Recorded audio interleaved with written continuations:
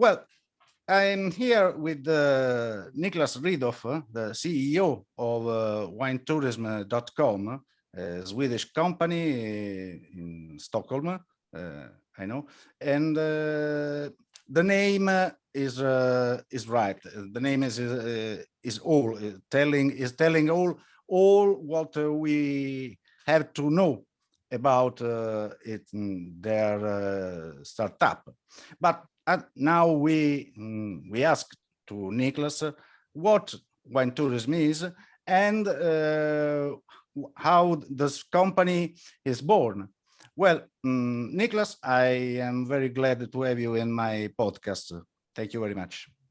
Thank you, Rolando. And it's a pleasure to be on your podcast.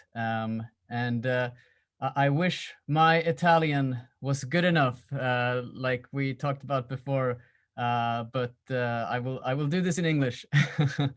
And I will start by talking a little bit about myself, and then, of course, answer your question about what winetourism.com does. I am the CEO of winetourism.com, and my background is I did one of these things you will see in the wine world where people change careers because they are so in love with wine that they will jump from something completely different into wine. And I am one of those people. I am actually for a very long time a civil servant here in Sweden, where I am for the Ministry of Finance. And so my background is in economics and politics. All right. And 6-7 years ago, I had a very strong interest in wine that developed, which is almost a story in of itself, why this happened. But to make the long story short, I fell in love with wine, and slowly but surely, these last years, I've been looking for exciting opportunities in the wine world where I could also marry my background with my love for wine. I know we're going to talk a little bit about marrying the wine tourism industry with technology. And so I did a little of my own journey, marrying my old career with the new career in wine. And so I have a WSET3 background. So a sommelier in theory. I've worked a little bit in restaurants. It was another road to become an WSET3. Yes. Yeah. Oh, thank you. And I hope to find time to study a bit more, but the company is consuming all of the time right now. But that's a little bit about my background, and I'm happy to have found my way into the world of wine. And so to finally answer your question, what is winetourism.com?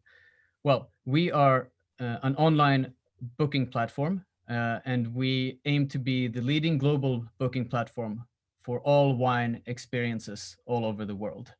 That is to say, visitors from all over the world, no matter where you are, should easily be able to find everything they're looking for that has to do with wine tourism experiences on our website. And that's what we are building right now, a wine tourism startup.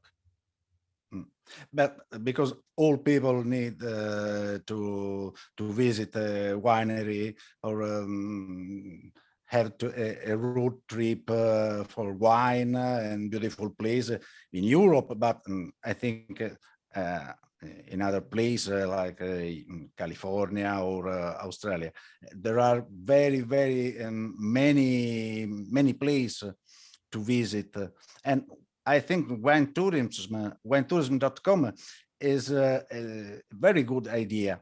But how the people of Sweden have had pleasure of your idea? Because I don't join Sweden with wine. I'm sorry, but it's not the wine place, the main wine place, no? But yeah. I think and I hope that your friends like wines and good place as all people in the world.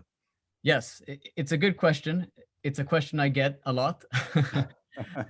So you're absolutely right. The company is founded here in Sweden. Sweden has a very good startup culture in general, and we're one of these startups. The three founders of the company are all Swedish, and me as the CEO, I'm also Swedish.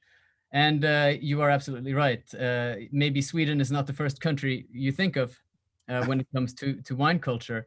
However, there is a very, very big interest for wine here in Sweden, and it is a bit of a blessing in disguise. It is a blessing and a curse that we don't really have our own wine culture, because what that has created is an openness by necessity to all of the wines of the world.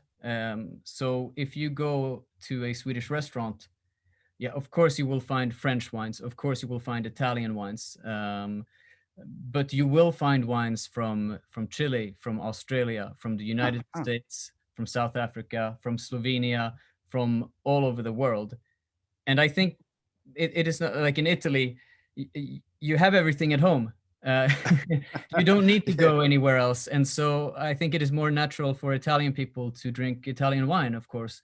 In Sweden, it's not a luxury we have. But because we have to search in other countries for our wine, here in Sweden you get a lot of different countries represented. So that is a positive side of not having your own wine culture, perhaps. Okay, but when you talk with wineries, your customer, your wineries in your platform, how they accept the idea to enter into a digital platform? It's hard to talk about digital technologies with wine growers, or they has becoming to change their mind. To answer that question, I can tell you a little bit about why we started this project to begin with. The founders of the company have a lot of experience from the wine import world. And it's really from that experience that they started to see that a lot of wineries in Europe were really not marketing themselves online, digitally. And this became especially clear when you compare the presence of European wineries to American wineries and wineries in the New World in general. If you go to Napa in California, you will see that every winery has a well-established wine tourism infrastructure at their winery. And not only that, they have the wine tourism infrastructure. It is an independent and self-sustaining revenue stream for the wineries. And they also market themselves digitally. They have websites which are kept up to date, which have a presentation of their wine experiences. And often they have some form of bookability. Maybe not the best bookability, but some form of bookability. If you start to look, well, in Italy, but Europe in general, there is a weak presence online.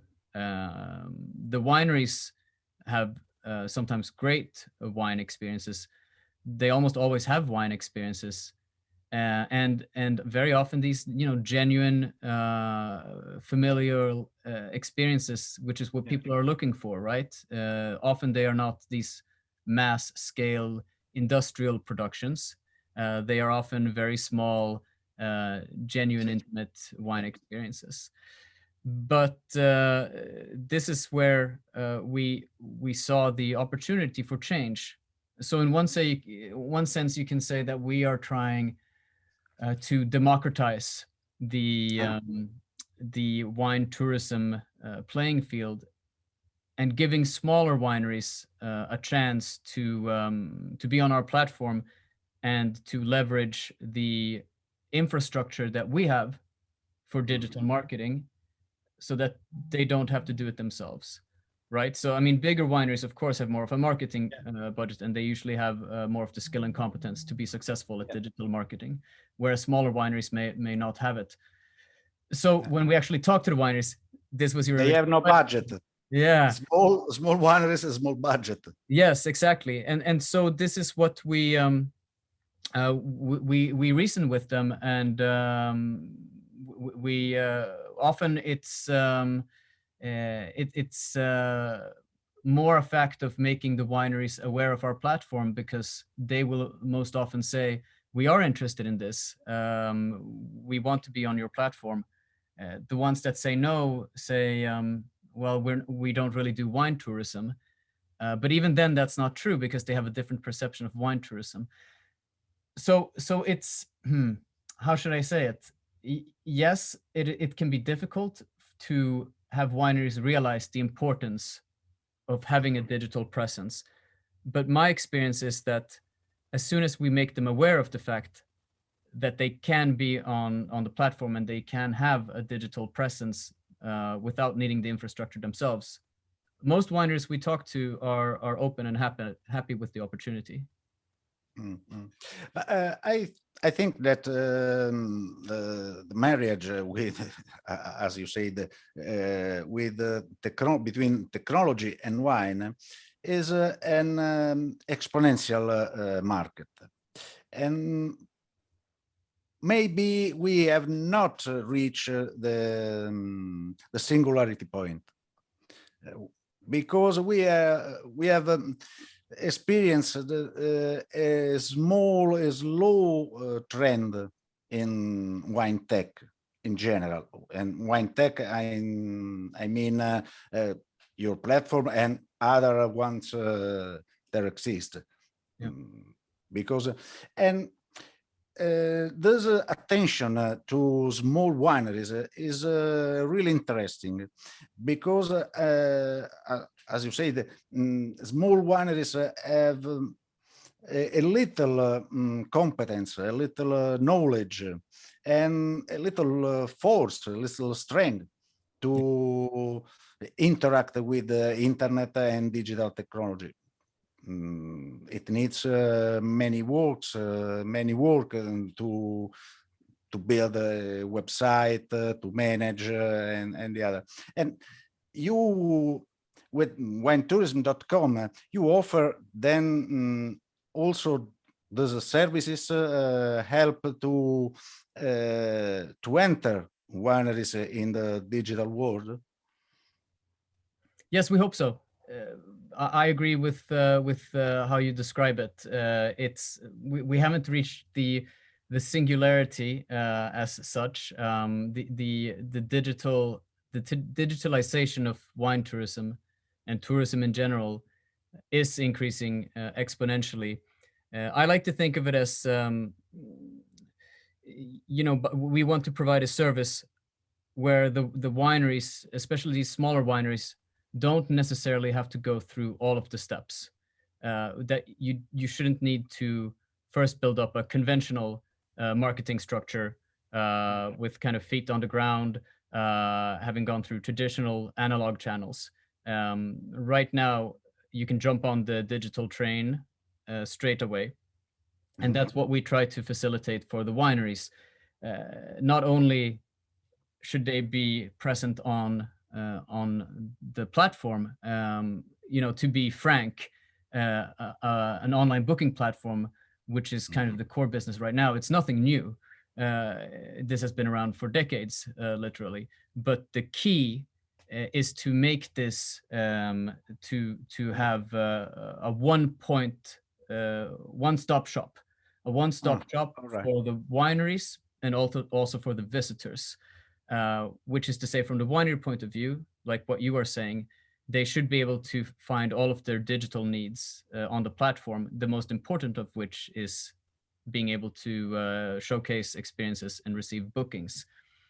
But perhaps more interesting is, you speak about digitalizing the wineries. If we can take care of the visitor, not the winery, but the visitor to the platform, and we can see to all of their digital needs as a wine tourist, then what will happen is that the visitors will bring the technology to the winery. And what I mean by that, quite simply, is the smartphone, very often. So if we Yeah. can integrate all of our services and the visitors can go to the wineries, well, then, they can book, they can perhaps even pay for wine, they can have it delivered home. I mean, the technology platform is in the pocket of the visitor. So once they are aware of the winery, they will bring the digital services All to right. the winery. So it's very easy for a winery to enter in your platform. They have no need knowledge, digital knowledge for a winery, because it's you that concern all what it needs to enter in your platform. What if I had a winery? How can enter in your platform? I call you, I email you, and I write, Niklas, I want to enter in your platform. What's about? What's after? Good question. So if you go onto our website, you will find a link on the homepage where it invites you to join the platform. It's a banner. If you scroll a little bit down, you'll find it on the homepage. And it says, would you like to join our platform? And you click it. And it's quite a simple sign up. You create an account. I think you enter your name and your email, and then you create an account. And then once you have your account, you, as a winery, can choose to create your own profile for the winery, where you can upload images, you can write your own texts. For the wine experiences, you can put a description, prices, availability, the number of people, all of the logistical information you need about the experiences. So we have the possibility of letting wineries enter all of this themselves. But we are very, it's important for us that we help the wineries. You could say that it's not so difficult to sign in and to put all of these things up into an account. But at the same time, it is, if you're not used to it, then it might seem simple, but you have to enter certain data fields. You have to remember to save. Maybe these things that I and other people who are in the digital world take for granted, maybe it's not so easy. So we always tell the visitors, the wineries, try to fill this in by yourselves, but we have a support team which is here to do it for you. We can always do it for them, because we want to encourage the wineries, right? I mean, I can't just say we want to help digitalize wineries, and then when they are on the platform, we don't help them. We want to encourage them to try themselves. All right. Because in the long term, we are helping them help themselves. But Yeah. we always have a team. You can press the red button and say, this isn't working, help me. And then we will do it for the wineries. We'll upload the images, we'll write the texts, we'll do everything. It's easy as to post in Facebook or Instagram. It's very easy to enter in the platform. Yeah. And there are all around a series of services you can give it to customers, to visitors. I think as a geolocalization with smartphone, because it's a smartphone. Our life is into the smartphone. And do you build also a wine road trip then that visitors can record in their smartphone, Google Maps or other application, or is visitor that invent that decide what they can do to visit? Another great question, Rolando, and we are that very functionality you describe with creating your own wine routes. This is we're working on it right now, and it is one thing we are going to have available as one of our many services on the platform before summer 2022. kind of going back to put it in a context, we want to have everything, but we have to nail the basics first. And so we hurry, but we hurry slowly. Okay. And what we want to nail, like our three main, our, how should I say, value proposition, our value to both the wineries and the visitors, is that we aim to have the largest global coverage of wineries. You should always be able to find everything across the whole world on our website. So that's a big challenge in itself. So we have to keep the eye on the price there. We also provide a price guarantee and a favorable cancellation policy to the visitors. This is the second claim. We always, if there is a cancellation for whatever reason, at the very end, we always help the visitors to find an alternative winery, so that you can, if the winery for whatever reason cancels, you can find an alternative close by. This is kind of our value proposition to the visitor. And we have to make this simple and secure. We have to make the booking simple and secure. And I don't know if you have this experience, but many people we talk to, and certainly for me myself, when you decide to go to a winery or a certain wine region, it's not always simple to find a winery or to confirm a booking. You can do it, of course, if you invest a little bit of time, but something so simple as finding a winery, having it booked, and having that booking secure, basic functionality doesn't really exist. There's no market leader. That's what we're trying to provide. So those are the key functionalities, the core functionalities that we have to be fantastic at. Yeah. Then what you are saying, of course, we want to have customized experiences, because the next step, the more sophisticated visitor who plans ahead a little bit will want to plan a route. And we will have a great interactive function to plan your own route before this summer, most hopefully. In the meantime, what we have actually are collaboration with wine routes. So just today, actually, we put Vin de Moselle. We're piloting them on the website so that you can view prepackaged wine routes. Maybe you can't choose them yourselves yet, but you can see, if I'm in this area of the world, here is an official wine route. These are the wineries that are recommended along the route. And then you can book a series of them so that you know you're participating in the wine route. But to the general question of customizing your experience, this we will have in the short future, but right now we're still focusing on the basics. Okay. And you have some partnership with tourism agencies in Europe? Yeah, we partner. We always want the regional wine tourist organizations to be involved.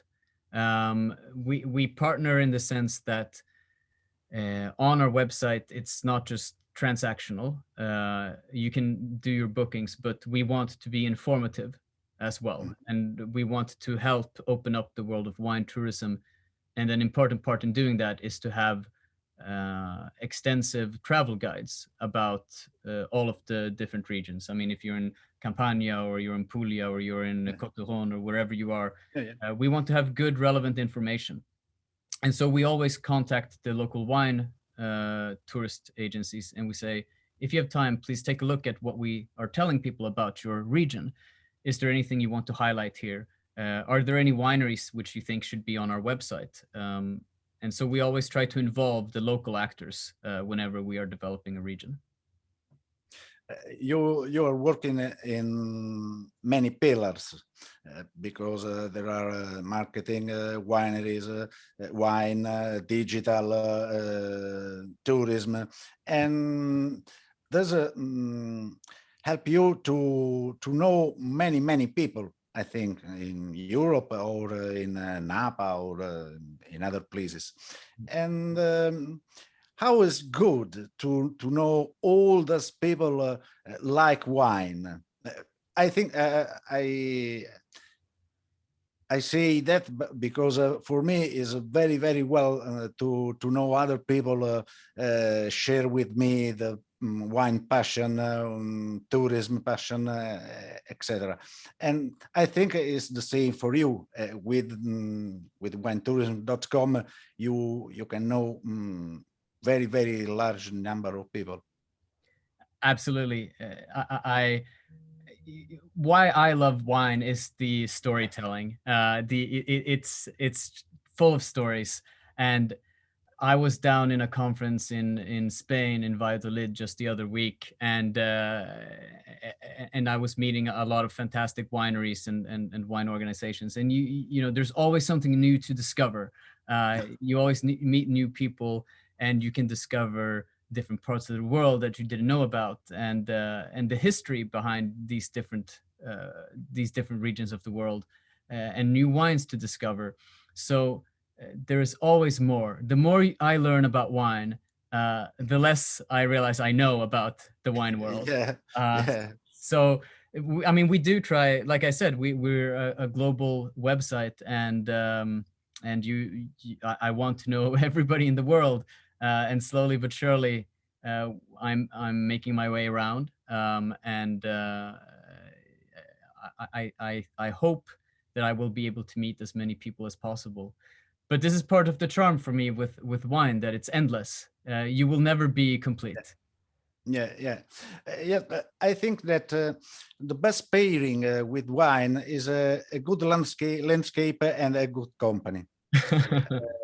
Because if you have a good company, good friends with you, drinking wine together, uh, also not very good wine is most good is pleasure. And it's a strange thing that happened with wine and a good company. But in opposite, a good, a wonderful wine with that bad company, you have a bad remember for that or not. Yes, I couldn't agree more. There's no bad wine, only bad company. Yeah, yeah. This is the storytelling. You say the Yeah. a second before, because wine and people is and places where wine is done are storytelling, and this is the interesting thing of wine, because many people don't need to know how this wine is done, how the density, how the aging in a barrel or in the still. Tourists want to see a good landscape, drink a good wine, and to know the story of that place. And this is what you do is Yeah. that. Yeah, I couldn't agree more. And getting back then to what we were talking about earlier, giving the smaller wineries a chance to show themselves for the whole world through the website. Uh, it feels great if we can succeed in helping these smaller wineries, because these are the what you say, these genuine intimate experiences, and this is for the next generation. You talk a lot about just the experience economy, that people don't want to buy things so much anymore. What you want is an experience. And when we talk to many wineries, actually, where we have to be careful when we talk to wineries and where we have to convince them is we will say, why don't you be on our website and show your winery and your great wine experiences? And some of these wineries will say, well, you know, I don't have time to come and have a special dedicated room, and maybe I don't have the exact glasses you need, and I don't have time to take them on a tour of the whole winery and vineyard, and it's kind of dirty. And we tell them, but this is crazy. This is exactly what people want. You know, they don't want this. Of course, you can have fantastic, organized, well-managed tours at big wineries, but you can have fantastic memorable tours at small wineries, and we have to explain to them that people don't really want this kind of sterile, super clean, predetermined environment. They want it to be a bit off the hook. They want it to be, like a bit dirty and disorganized, within a certain context. So that's, yes, this is one of the big missions we have, to make these kinds of wineries realize the value that they have, because they have a fantastic value, and I don't think they understand it themselves. Well, the last question for you, and what's your project for the future of winetourism.com? Yeah. Well, we do want to be leading the leading booking platform. I mean, that's our business goal, so that people know that they can turn to us to find any wine experience in the world. Then beyond the business goal, I would say, what do we want to do with that? Well, we want to teach people about wine tourism. I mean, I would love it if visitors, of course, find wineries and can book and pay and be happy through our site, like a dedicated, well-executed business. But what I really want to see is visitors coming to the site, and maybe they were going to start in Piemonte or Toscana, because they know Piemonte and they know Toscana. You in the United States, you ask somebody, well, yeah, they'll know Tuscany. They might know Piedmont. But I hope that they will come on our site and, of course, go to Tuscany and go to Piemonte. But maybe they saw that article about Molise and they want to try Tintina. And they say, well, not this time, but next time I come back, I didn't even know about that.